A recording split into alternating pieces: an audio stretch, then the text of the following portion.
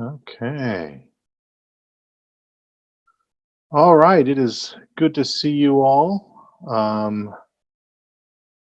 And we have a good turnout tonight. So, um, tonight my plan was to follow up on some of what we talked about last week, or was kind of mentioned at the very end. I don't remember whether it was Chris or Matt. One of them mentioned how some of the temple imagery gets carried forward into the church's worship, and so I did. That's what I wanted to talk about today, was going over some of that continuity and evolution of worship that we see in the life of the church, and how that worked in the Old Testament times before the church.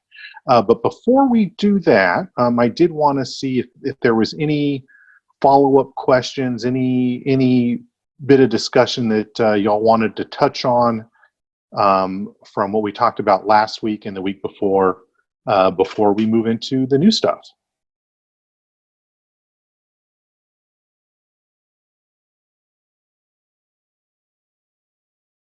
And today I will try to do a better job of noticing when hands pop up or chat stuff goes in. This is a new platform for all of us.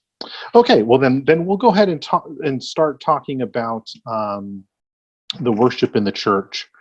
When we think about Old Testament worship, if you could summarize it in one word or one phrase, what would be the first thing that comes to mind?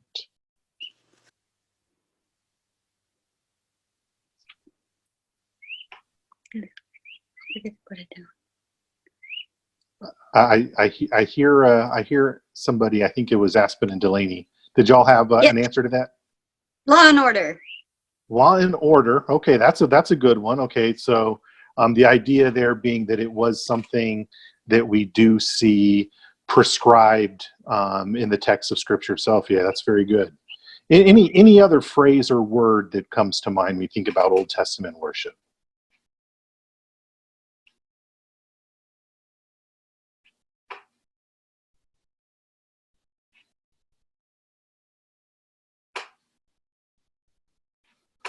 Okay, how about sacrifice? Oftentimes, when we think about the Old Testament worship, we really are talking about the sacrificial system. We're talking about that elaborate law and order, as Delaney said. But the way that gets expressed in Scripture itself is sacrifice. So I'm going to go ahead and try to do a share of photos, see if I can bring a couple of charts forward right now. We'll see how that works. This is a first time me trying to do something like this. So I'm going to bring a whole bunch of stuff forward that I grabbed today, and hopefully it'll come out. Okay, so here we have this chart that's titled here, A Calendar of Public Sacrifices. So this is kind of the primary in terms of time, what happens in terms of that sacrificial system. So yeah, again, that law and order is expressed in a system of sacrifices. This image I got from, I believe it was the Archaeology Study Bible, one of those tools that I have from my some of my systems. So we see that every day we have once in the morning and once in the evening a sacrifice of a lamb. Every Sabbath there's going to be an additional sacrifice of the lamb. On the first day of the month, so that's the new moon festival, you have a whole bunch of other sacrifices. So not just these lambs, but you get extra lambs and ram and goats and bulls. And then we have the Feast of Unleavened Bread. What's the name we know that better by? I think that's a little clunky way of calling it that. Anybody know the name that we usually consider the Feast of Unleavened Bread? Passover. Passover, exactly. Yeah, so that's Passover. Passover, a spring feast once a year. Spring feast once a year, and it lasts for 8 days. So Passover proper, and then 7 extra days. And then we have the Feast of Pentecost, which comes how many days after Passover?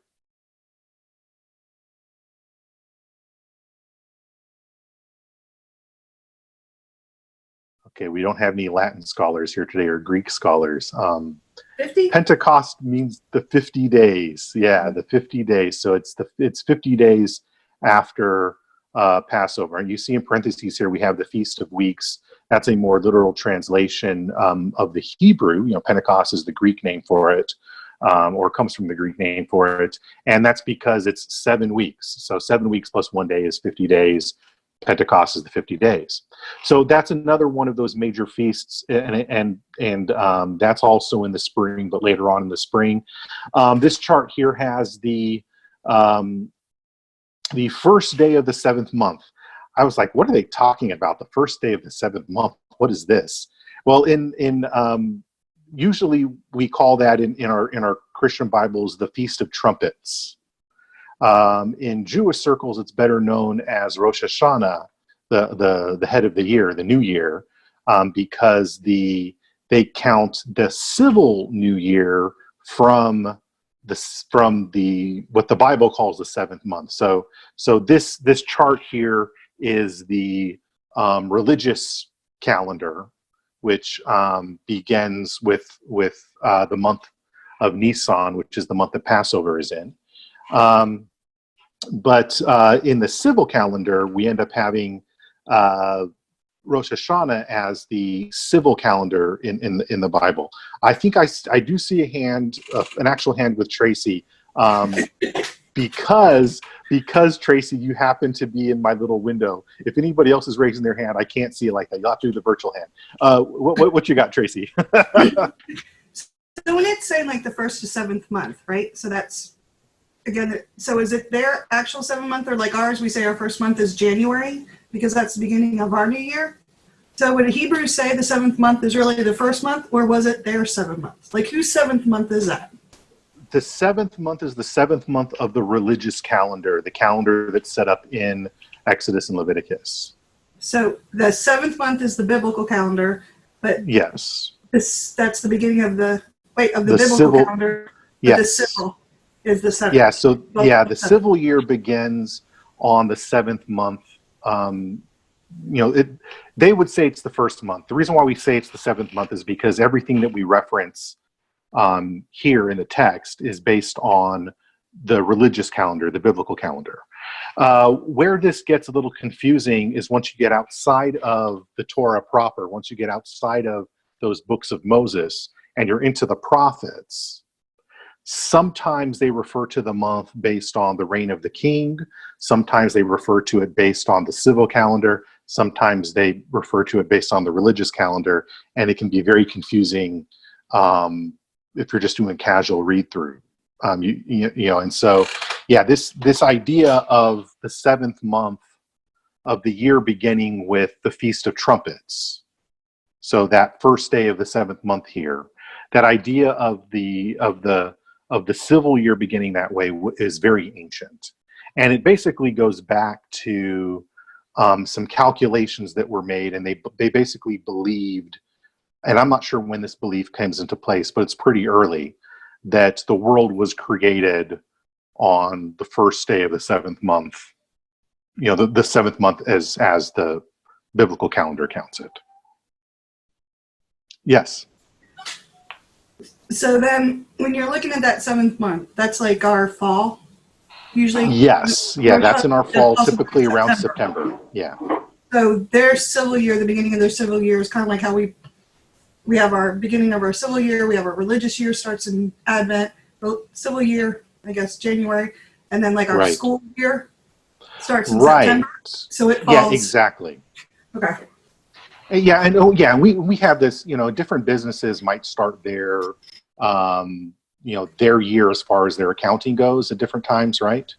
So an interesting line in our parish bylaws basically says that in terms of our accounting, we just use the regular year, the calendar year. But that's not the way it goes for the fiscal year. That's the word I'm looking for. So businesses are used to kind of deciding when they're going to start their fiscal year.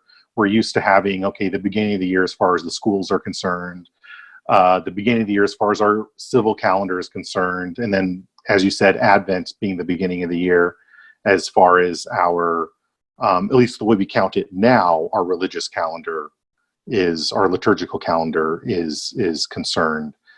So yeah, these are some of those. That's a good way to look at it. I mean, it might be confusing, but that's just because we're not used to this particular calendar. And so yeah, that is in the fall. The first day of the 7th month being, the Feast of Trumpets. Today they would call it Rosh Hashanah, the New Year, and that usually is right around in September, typically. The Day of Atonement comes 10 days after Rosh Hashanah, after the Feast of Trumpets, and then a few weeks later we have the Feast of Booths, or the Feast of Tabernacles, which is an 8-day feast. So we really have the calendar in the Old Testament is really divided between a spring cycle and a fall cycle. There are the fall feasts, there are the spring feasts. And they all really relate to each other, right? Pentecost is an outflowing of Passover, right? Rosh Hashanah starts this kind of snowball of the high holy days, which culminate at the end of the Feast of Booths. So you have this kind of fall season of holy days and a spring season of holy days. We kind of do the same thing, right?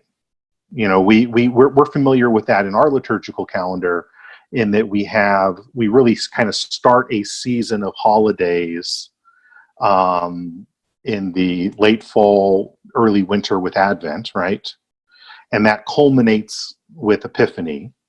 And then we've got this kind of season of, quote, ordinary time between Epiphany and Lent. And Lent literally means spring in Old English. And so Lent begins our spring cycle that culminates with Pentecost. So we're used to having a similar kind of thing. But the point being, so that's our calendar thing. But also notice they've got sacrifices every day, as well as sacrifices every Sabbath, and sacrifices every month. So we've got special worship services every day, twice a day, morning and evening, special services on the Sabbath, and then special services on the first day of the month for the new moon. Does that kind of seem familiar? We don't really have one for the new moon, but we do have morning and evening prayer. We do have the special cycles for every Sunday we have our set of special services, and then we do have some seasonally too. The Ember Days, the Rogation Days, things like that. So does that make sense? How we kind of we naturally fall into similar patterns. But so that's the way the calendar is set up. And again, this is really based in the Old Testament, particularly in the books of Moses. This is based around sacrifice. So this next photo here, and this is the next several photos are from the ESV Study Bible. Again, I have access to this both physically and on my device, and so these are some of the charts from the device. What we have here, and I'll enlarge it a little bit for y'all, is a diagram of the tabernacle. So this is the place of sacrifice that gets set up, that God tells Moses how to do this. You'll notice, do you see the 7-branched candlestick in the main part, right? This main chamber that has the candlestick, and then there's a table, and then there's a small little altar, a little altar there. I wish I knew how to do like a laser pointer or something on there. I don't know how to. Oh, wait, here we go. So we've got the candlestick. We've got an altar. This is an altar of incense. We've got the table for showbread. And this whole section is the holy place. So that's where kind of the preliminary sacrificial stuff would go on. And that's really only the domain of the priests. Then we have in here is the most holy place, And in the tabernacle, the only thing in the most holy place is the Ark of the Covenant. And the Ark of the Covenant, if you remember, contains Aaron's rod that had budded, a jar of manna, and it contains the tablets of the law. So we have these physical, tangible expressions of God's word and God's miracles with that. So that's the tabernacle. The tabernacle being this temporary setup, a temporary setup for, see if I can take off of that. There we go.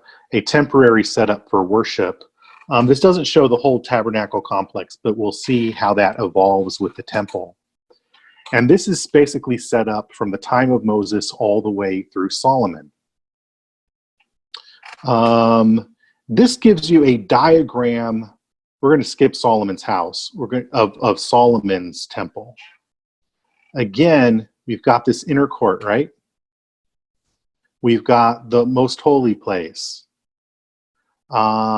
We've got the main altar of sacrifice, so it's not in the holy place. This is kind of it's in the temple itself, but not in the holy place. And then you've got a sea where they would do ritual washing. Somewhere in here, there's candle stands, but I'm not really sure how this diagram sets that up. But we would basically see, this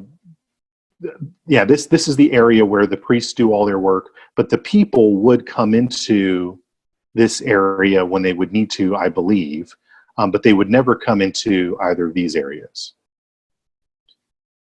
All right, that's what the overhead looks like of Solomon's temple. But let's look at, here we have kind of a 3D rendering of Solomon's temple. So, again, you see, here's the altar where they would burn the sacrifices. Here's the laver, the sea, the holy place, and then inside here, the most holy place. And only the priests would go in here. The Levites would be on the outside, but only the priests would go in here. And again, all of this is set up for the purposes of sacrifice. That's the main way that Old Testament worship goes. Here we have a more elaborate version. This is the way the temple looks once Herod comes on the scene. So now we're into New Testament times, but we're still dealing with the temple. This is only Jews can go in here. This is kind of the Jewish part. Oh, I'm sorry. This is the court of the Gentiles. So women and Gentiles can go into this part. This is the court where part of the temple where you have to be Jewish and male to go into. And then in here is the temple itself where only the priests go into. But it has a very similar setup to what we've seen before, both in the tabernacle and in Solomon's temple. And then this kind of gives us, actually we're not there yet. I'm going to stop the share for now and come back to that. Okay, so that's the sacrifice. That's the way the sacrifices are set up. We've seen the calendar, we've seen the physical building, and it's all set up around the sacrifices. Something happens though between the 8th and the 6th centuries BC. What happens during that time?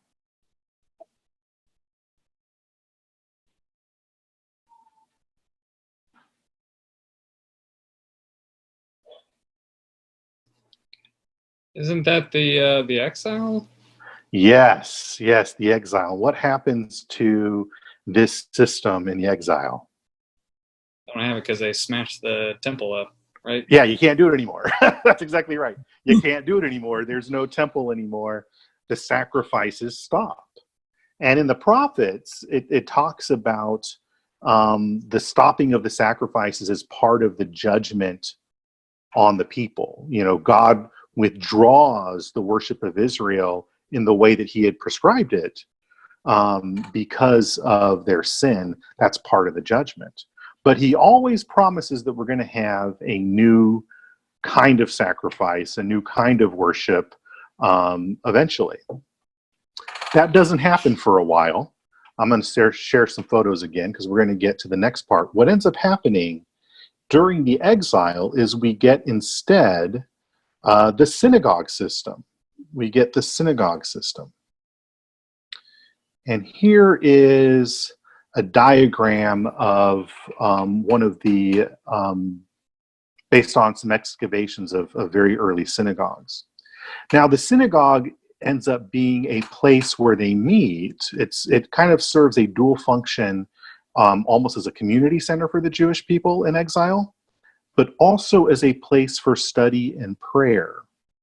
When they don't have their sacrifices anymore, and this is something we see primarily rising up among the Pharisees, or who would become the folks that would become the Pharisees, they set up this system of prayer and study of the scriptures in lieu of the sacrifices.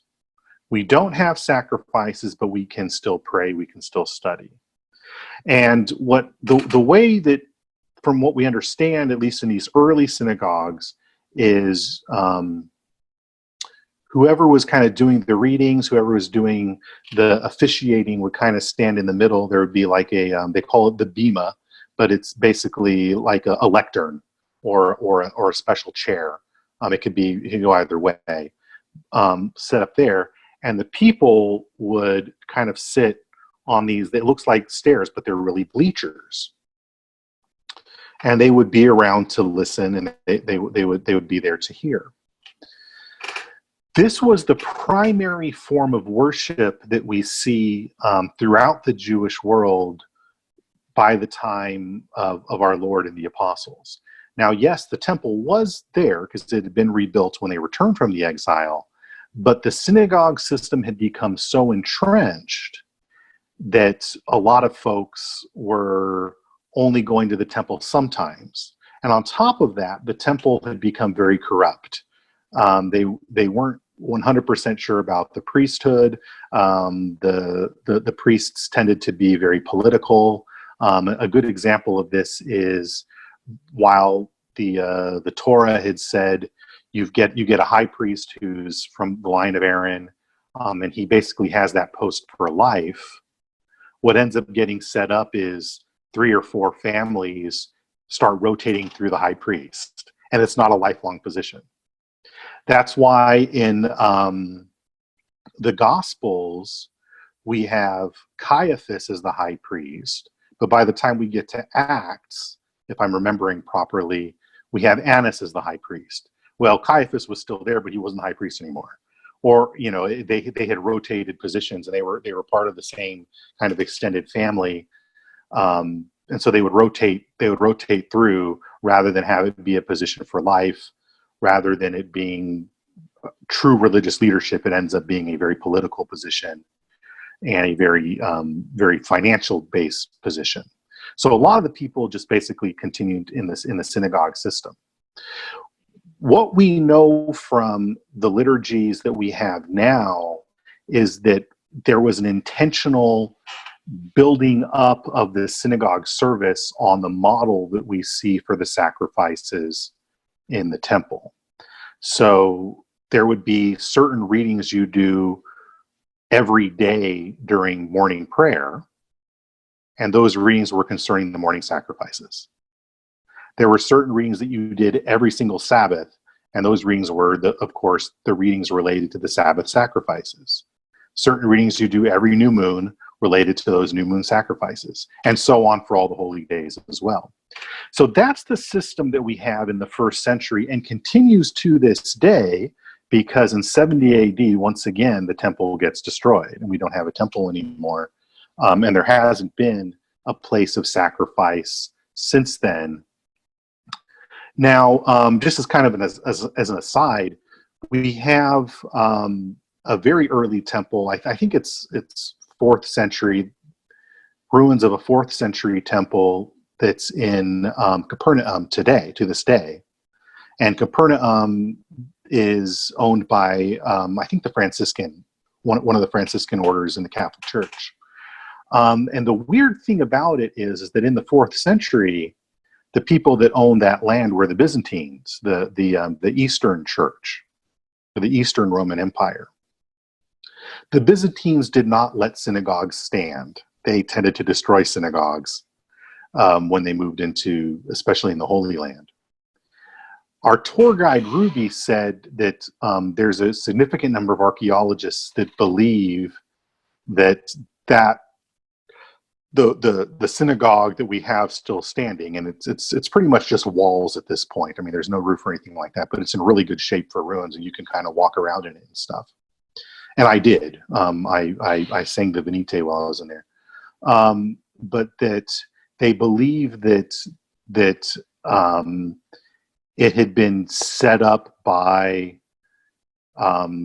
some sort of Christian group, whether they were Jewish Christians or some of the Byzantines at the time, on the ruins of the synagogue where Jesus preached originally, the first century synagogue there, kind of as a memorial to Jesus's preaching ministry rather than being a functional Jewish synagogue. Very interesting. And this is not by no means a judgment call on the Byzantines destroying other people's houses of worship, but freedom of worship was not freedom of religion was not a thing that most places historically held to. So that's the Old Testament and early New Testament worship we see among the Jews. Before we go on, any questions on what we talked about with this? Because gosh, we've hit almost a half an hour already. We haven't even gotten into what I wanted to talk about. So half an hour of background info. We might go a little bit late today, and we are recording, so if you have to pop out, that's okay. Okay. What ends up happening as Christian worship develops, I'll stop sharing this. Y'all don't need to look at that anymore. As Christian worship develops, we borrow a lot of things from the Old Testament and from the Jews, both in terms of our forms of worship as well as our architecture of worship. So let's briefly look at some of the architecture. I have one more photo to share, and then I'll talk about the forms of worship, which is probably a little bit more interesting. So this is a diagram of Old St. Peter's, not the current St. Peter's Basilica, but the old St. Peter's Basilica. And you'll see this is very familiar to us. We've got an atrium area that's pretty much open. I do believe this is the baptismal font, kind of in a similar place to where the sea, as they say in the temple, would have been, where the priests wash, but in our case we have the baptism. The narthex, kind of the vestibule area proper. Then there's the nave and a pair of aisles, and this is where all the people would sit. For us, we have a bunch of pews there, but this is basically where during a regular course of worship the people would be standing or sitting. They label this here the bema, but really we would call this more the chancel.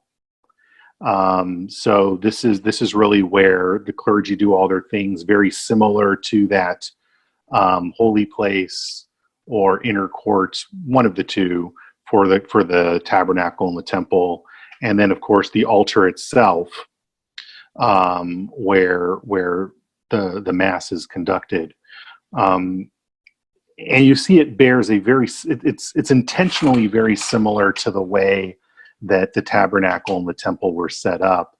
You would often have seven pointed candles, or seven when the bishop is here, the baptismal font, a place for incense, a place for the mass and the altar itself. Similar to how Solomon had a pair of pillars, there's usually a couple of, there's usually a lectern and a pulpit, or however you want to put that. So this is intentionally very similar to the way that the temple was set up. The reason for that is because when we read Revelation chapter 4, that scene before God's throne, it evokes that same temple imagery. And so Christian worship borrows from that pattern in Revelation, which borrows from that pattern in the Old Testament. So that's kind of architecturally speaking.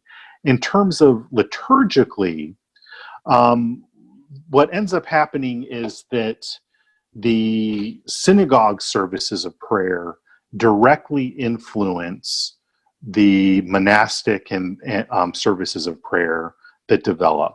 And those monastic services really come from just the community naturally getting together on morning and evening back when the community was smaller. Then the kind of the monks take over as Christendom gets done, and then they expand things. But basically for us, what we would call our morning and evening prayer services are directly influenced by those patterns of synagogue worship, which is, again, very text heavy. It's study, it's prayer. You study the scriptures, you pray through the scriptures, you chant through the scriptures, and that's largely what we do for morning and evening prayer. These are really services of the word. You would typically have the rabbi expound upon the scriptures, and we do the same thing for morning and evening prayer traditionally, one way or the other. So yeah, those things basically just transfer over almost directly from the synagogue patterns. Why is that? Well, because all the first bishops, all the first clergy, all the first Christians were Jews. They were religious Jews. This is what they were used to. This is what they did, and therefore this is what their followers did. Did things evolve? Absolutely, but we have that same basic pattern. But we also have the Eucharist. We also have Holy Communion celebrated every Sunday, and that very much takes patterns from the sacrificial system itself.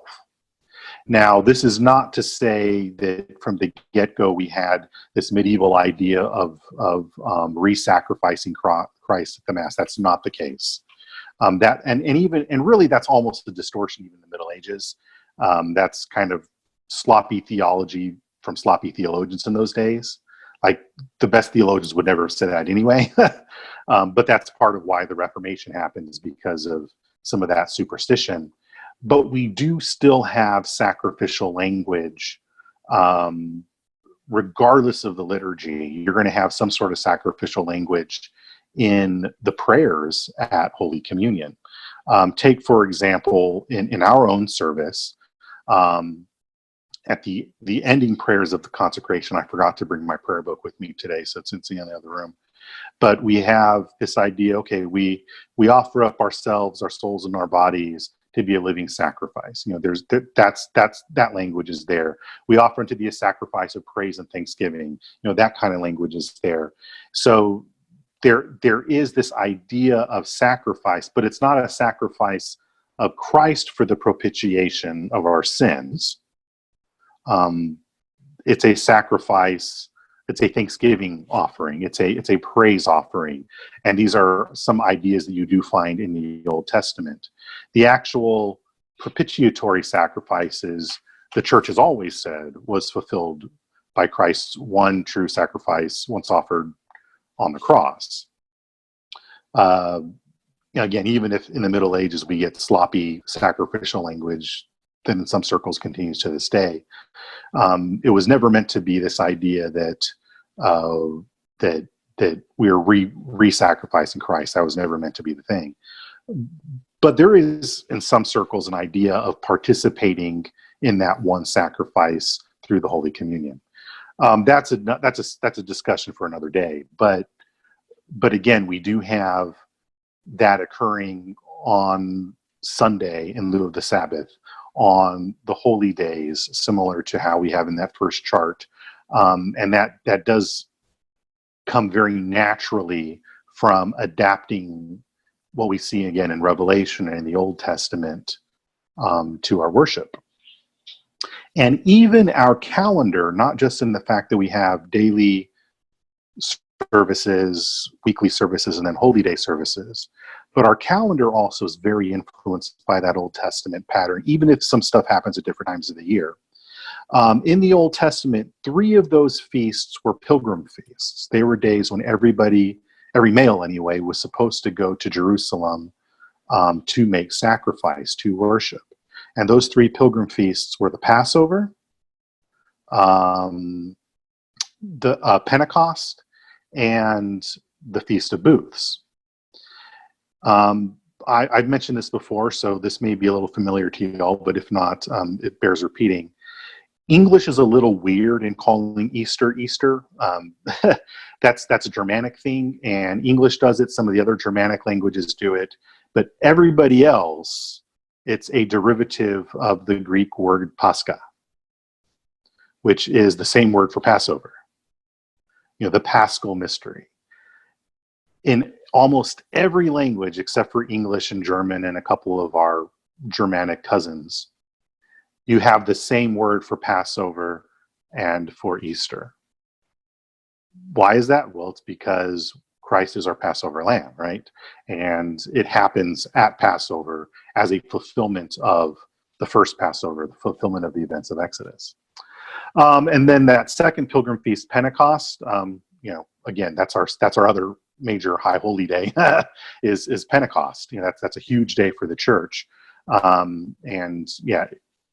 50 days after Easter, 50 days after the Passover. It's designed exactly the same way. Why? Because the Holy Spirit came on Pentecost, on the day when the Jews were gathered to celebrate Pentecost. Well, what about the Feast of Booths? What about Sukkot? This is something that I ran across initially in Alexander Schmemann's book. I think it's Introduction to Liturgical Theology or something like that. And he basically makes this offhand reference to Epiphany, the Epiphany cycle having its roots in some Egyptian communities' celebration of the Feast of Booths. And so this has not been well developed scholarly. There's little papers here and there, but there's nothing that's been put forth definitively. But there's a good number of scholars that see some of the early Egyptian Christians, many of whom were Jewish. There was a huge Jewish population in Alexandria, Egypt, and that was really the center of early Egyptian Christianity, and is really the center of the Coptic Christians today. That they were considering for their civil New Year, they weren't looking at Rosh Hashanah the way Jews do today. They were looking at Sukkot as their civil, at the beginning of their year. And they were celebrating Epiphany as the beginning of their year, even though it wasn't at the same time as Sukkot was. Sukkot's in the fall, Epiphany's in the winter. But when they were celebrating Epiphany, they were bringing in their New Year's, they were transferring their Feast of Booths emphases to their Epiphany celebrations because of things, some of the water ceremonies that developed in the Second Temple related to the Feast of Booths. Some of the prophecies in the Old Testament that talk about the Gentiles coming to worship God, coming to the temple for Sukkot, for the Feast of Tabernacles, and then that focus in Epiphany of the Gentiles coming in. And originally, Christmas and the Epiphany were all kind of celebrated as one big feast together. And to this day, the Eastern Church still celebrates Christmas on January 6th, not December 25th. Their nativity celebrations are in line with Epiphany. And so there is an idea that our other major holiday is related, possibly, probably, I think it's true, I really do, to Sukkot. There's probably a doctoral dissertation in there somewhere, and someone might get a nice degree from that. So all of that to say, we do have continuity. Some of it's very natural, just the way things would develop. Some of it's very intentional. A lot of it's kind of been a little bit obscured historically because we have so many centuries of doing things in a particular Christian way that it's easy to lose our roots. But that there is continuity. My dog. There is continuity in the worship, even as we're not continuing to do those sacrifices today. Let's open this to any questions or discussions, and then we'll call it a day.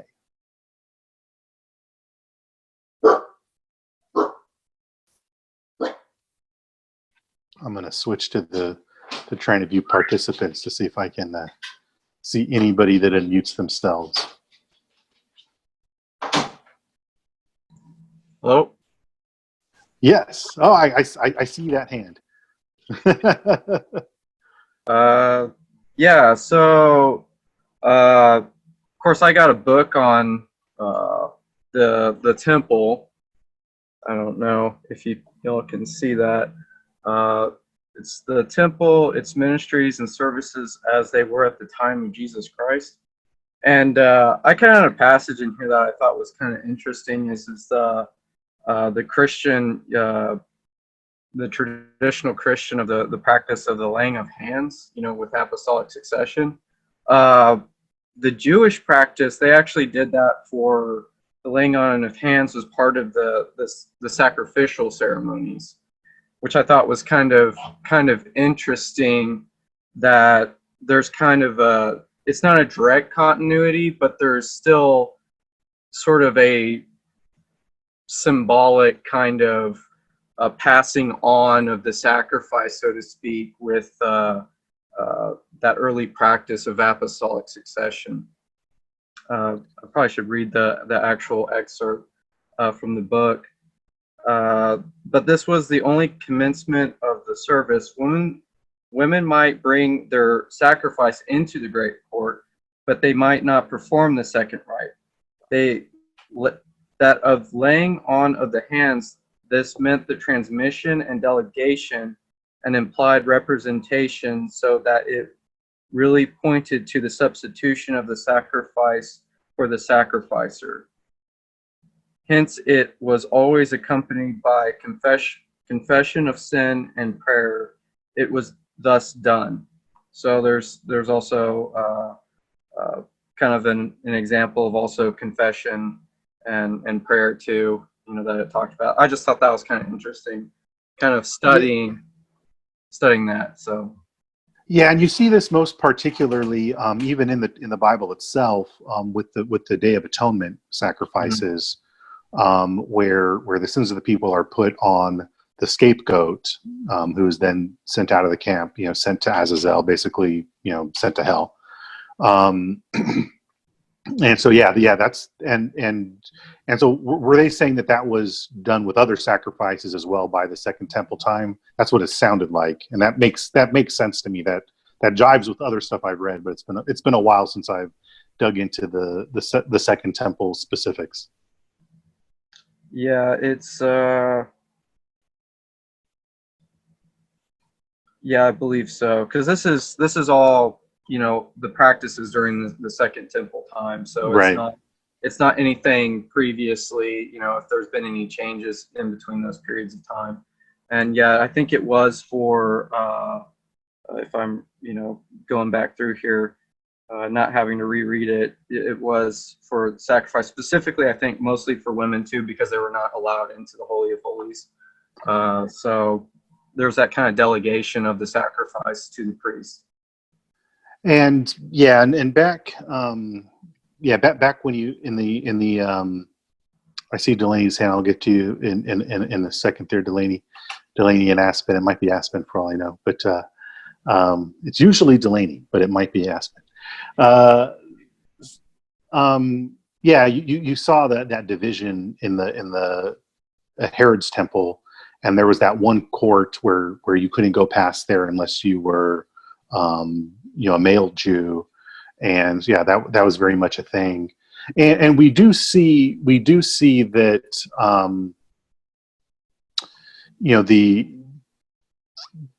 the laying on of hands ends up being a representational issue, an authority issue, a transferring of authority, transferring of responsibility, and I think that's why, we do see it in the Acts of the Apostles with the apostles in the transferring of leadership, and I do believe that does come from rabbinic antecedents as well, which probably they're getting that from what the priests were doing in the sacrifices, most likely. Yeah, that's good stuff. I'm going to go ahead and unmute. Actually, I can't unmute. I'll have Aspen Delaney. Oh, you're unmuted. Great. I'll have y'all go then. Cool. Okay, so for the temple, when you were saying that it was based off of the synagogue and how all that was represented, do you know why that's that way? Okay, yeah. Well, and really, are you talking about the Like the physical layout? Yes.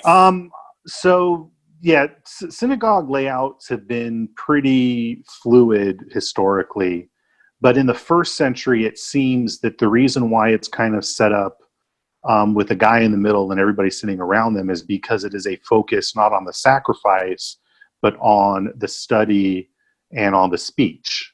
You know, so we're And hearing maybe I somebody meant the speak. temple one more with like the aisles and the Holy of Holies, or even the one in Mosaic one, because they're very, very Okay. particular that's why it's set up that way. But it just seems So really the church, and we do have differences in church architecture too. There are some churches that were kind of done more circular, or you know, people kind of standing around the middle. They weren't the majority. Pretty early on, we get that more basilica style with the altar up front, you know, on the east end. And the reason why the temple architecture is that way is because that's the pattern God showed Moses. God told Moses to set up the tabernacle that way, and the temple do we know gets why? set. We do know that the cardinal direction, so you know, the Holy of Holies is in the easternmost part. We do know we're pretty sure that's in relation to the rising of the sun being symbolic of you know, God's creation, new life, those expectations of God, of what God's going to be doing. So that's pretty certain. But we do know that again, God said to put it on the east side. And then that kind of concentric boxes ends up being degrees of holiness function within the temple system. So there's a court where regular old Israelites can't go beyond that court. You know, you have to be a Levite or a priest to go beyond that sort. Then there's a place where Levites can't go, only the priest can go. And then there's a place that only the high priest can go. And those are almost always accompanied with statements to the effect of, you need to do this so I won't break out and kill you. You need to be holy. You know, so that emphasis on holiness, on set apartness. And that does seem to be, when we look at the book of Hebrews in particular, that does seem to be showing a picture of the way sin has blocked us off from God's holiness and needing to have a mediator in the person of the priests, the high priests, the priests, to a lesser extent, the Levites. The church ends up setting things up similarly with the clergy, the priests being in that similar role. Now, there is disagreement as to at what point that develops. I mean, we don't seem to see that symbolic kind of priesthood in apostolic days. That does seem to be post-apostolic, but it's very early. Interestingly, the word in English for priest comes from the Greek word for elder, presbyter, not the Greek word for priest, which is hieros, a sacrificing priest. In the New Testament, the Christian leadership is never called by that Greek word for priest. They're always called by the Greek word for elder. The Jewish priesthood is called by the Greek word for priest. The pagan priests, I do believe, are as well. And Christ is called that. But by the time we get to the church fathers, the Greek fathers are really using the word for elder and the word for priest interchangeably. And that carries forward into English.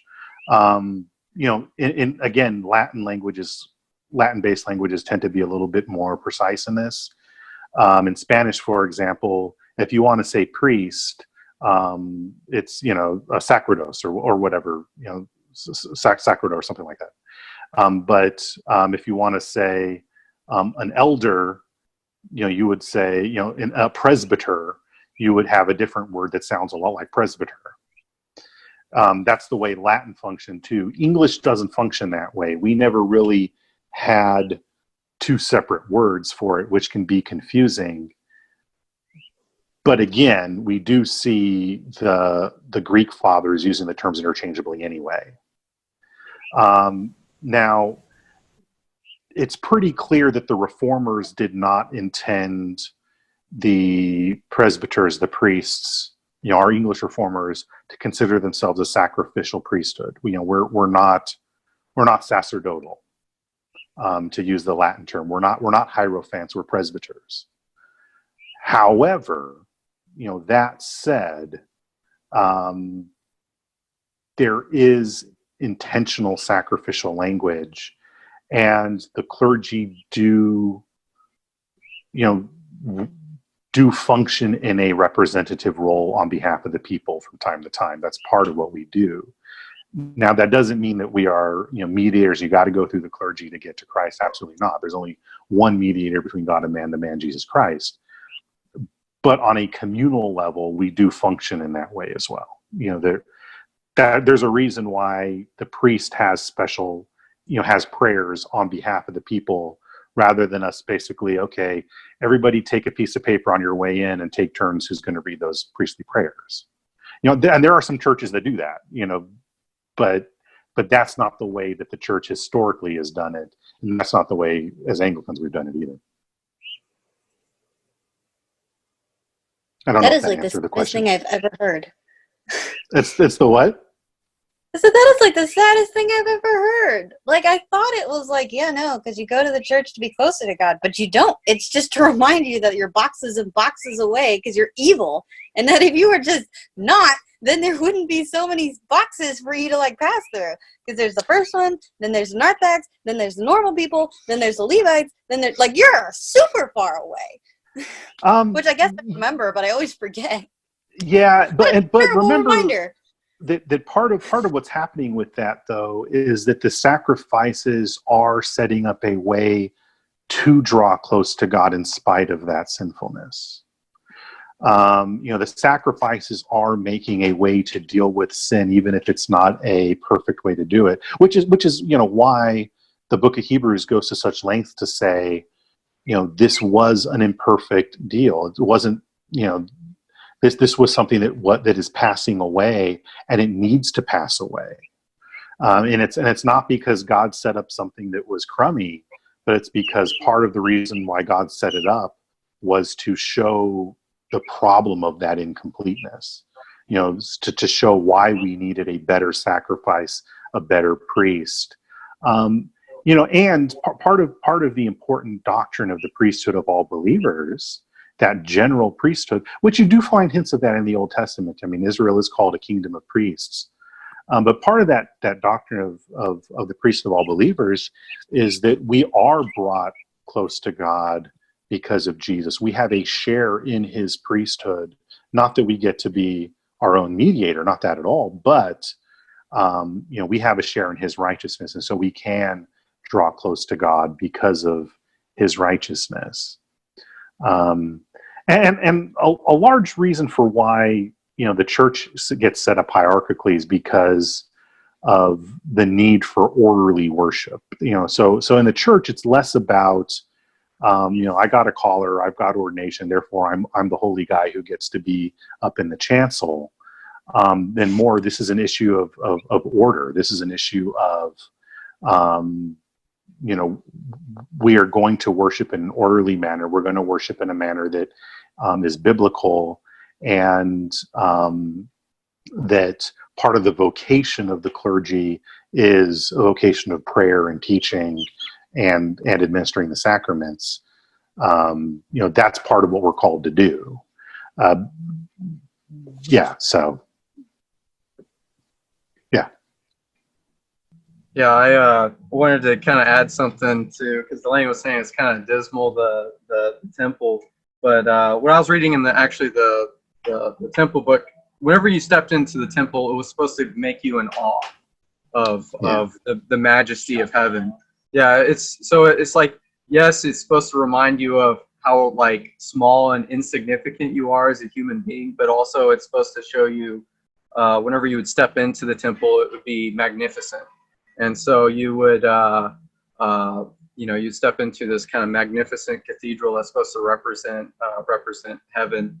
I think, was it some of the Greek churches? You go into some of those, they have the big navel and they're ornately beautiful. Same sort of thing going on with that, is that you're stepping in and you're supposed to be, and it's supposed to be like, you're stepping into the Holy of Holies. It's supposed to create this kind of experience where it's like I'm not significant. So,